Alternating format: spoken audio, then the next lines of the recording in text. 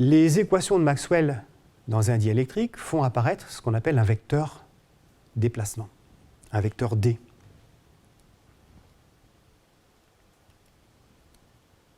Voici les équations de Maxwell locales. Dans un milieu diélectrique, les équations de Maxwell s'écrivent divergence D égale ρ. Rotationnelle de E égale moins dB sur dt. Divergence de B égale 0. Et rotationnelle de B égale mu0j plus mu0 epsilon 0 dE sur dt. Lorsque l'on va combiner ces équations, dans un milieu diélectrique, avec ρ égale 0, et avec J égale 0,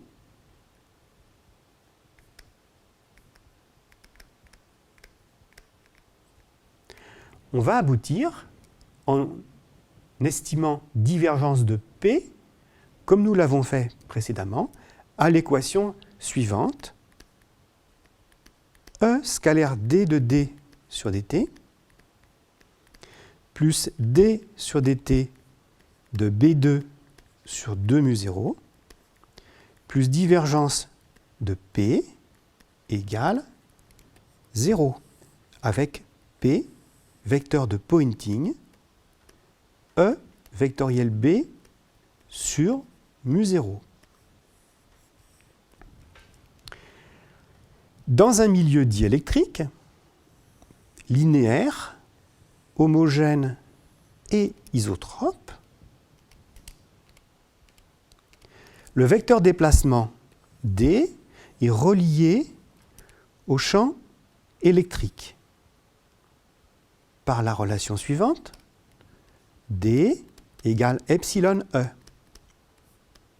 avec epsilon égale epsilon 0, N2, où N est l'indice de réfraction.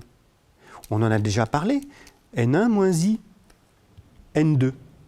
N1 désignant l'indice de dispersion et N2 l'indice d'absorption. Eh bien, dans un diélectrique, l'équation de conservation de l'énergie prend cette forme-là, d sur dt de epsilon E2 sur 2 plus B2 sur 2 mu0 plus divergence de P égale 0.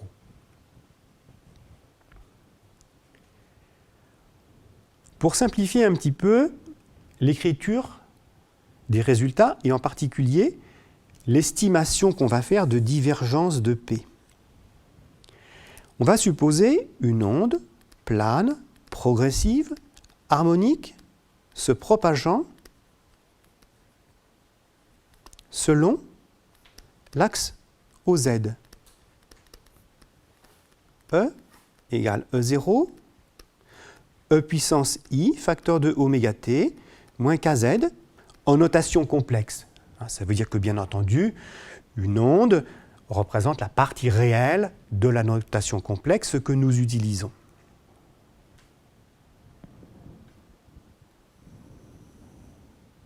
On va s'intéresser maintenant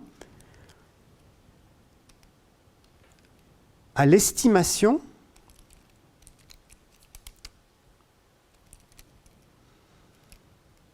de la quantité divergence de P parce qu'elle représente la densité de puissance transportée par l'onde.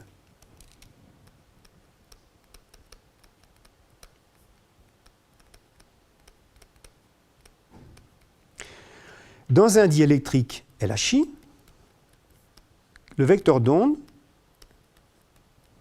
c'est oméga sur C n, ainsi que nous l'avons déjà vu, c'est-à-dire oméga sur C, facteur de N1 moins I, N2.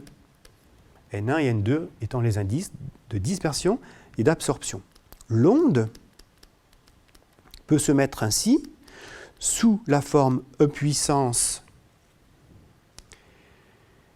moins oméga N2 sur C, Z, E puissance I oméga, facteur de t, moins N1 sur C, Z. Vous reconnaissez ici une amplitude et ici un terme propagatif. L'amplitude décroît au fur et à mesure que l'onde pénètre à l'intérieur du milieu. On dit que l'onde est évanescente. Elle se propage, mais son amplitude décroît. Pour s'intéresser au vecteur de Poynting, qui est la quantité essentielle qui nous permet d'estimer la puissance transportée dans le milieu, nous avons besoin de connaître le champ magnétique associé à cette onde. Le champ magnétique associé à cette onde est donné par la relation B égale K, E sur oméga.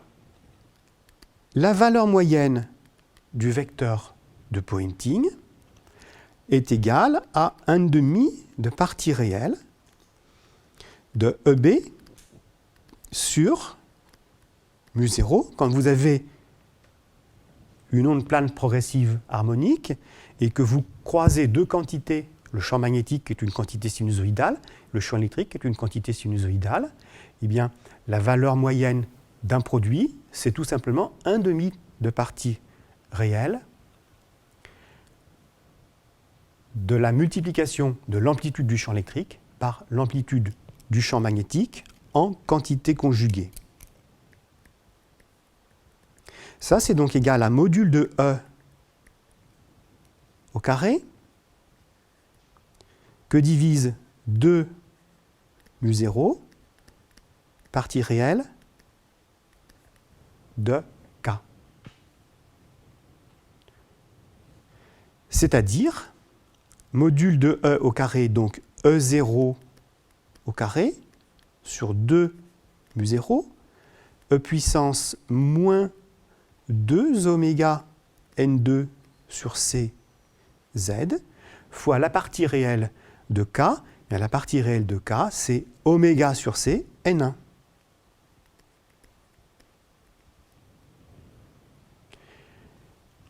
Alors ça, c'est intéressant parce qu'on voit que le vecteur de Poynting, qui est la puissance transportée, n'existe que si N1 est différent de 0. Donc si le milieu est purement absorbant, c'est-à-dire si N1 égale 0, mais N2 est différent de 0, il n'y a pas de puissance transportée. Divergence de P. Divergence de P, c'est tout simplement la dérivée par rapport à la variable Z de la quantité précédente.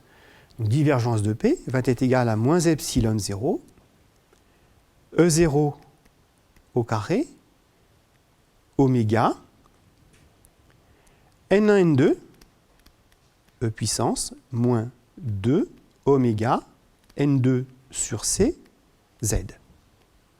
Et nous allons, pour conclure, raisonner sur l'expression de divergence de P en valeur moyenne. Le crochet désigne les valeurs moyennes.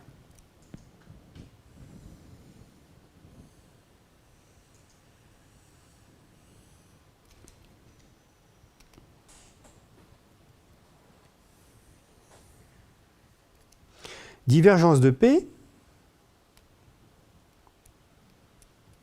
représente également moins d de ρe sur dt. ρe désignant la puissance électromagnétique. Que se passe-t-il si nous avons une onde propagative? Dans un milieu où l'onde se propage, N2 vaut 0. C'est-à-dire qu'il n'y a aucune absorption si l'onde se propage. D'accord ? Si N2 vaut 0, divergence de P est égale à 0. Il y a donc ce qu'on appelle un transport d'énergie sans dépôt. un transport d'énergie parce que la valeur moyenne du vecteur de Poynting, elle est différente de 0. Comme on a vu, elle est proportionnelle à N1. N1 étant différent de 0, P est différent de 0. Donc P différent de 0, mais par contre divergence de P étant égale à 0, ça veut dire que la puissance entrante est égale à la puissance sortante, donc l'onde propage son énergie, mais elle n'en dépose pas dans le milieu. Si on envisage le second cas, une onde, cette fois-ci, qui est absorbée. Dans le cas de l'onde absorbée, c'est N1 qui vaut 0, mais N2 est différent de 0. Dans ce cas, si N1 vaut 0, eh bien, tout est nul. C'est-à-dire que divergence de P est égale à 0, et P est égal à 0. Donc il n'y a pas de transport du tout. C'est-à-dire que l'onde dissipe son énergie localement là où elle est. Et le dernier cas, c'est ce qu'on appelle le cas le plus général possible, l'onde évanescente. Lorsqu'on a affaire à une onde évanescente, N1 est différent de 0, N2 est différent de 0, on voit que P est proportionnel à N1, donc P est différent de 0, et divergence de P est proportionnelle à N1, N2. N1 et N2 sont non nuls, donc divergence de P est différente de 0. Donc c'est le cas le plus général possible. Il y a un transport avec dépôt d'énergie. Avec dépôt d'énergie locale.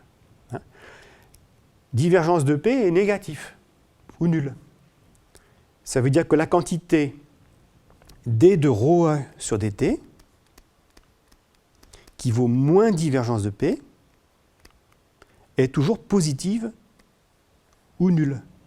Ça caractérise bien soit un transport sans dépôt, soit un transport avec dépôt.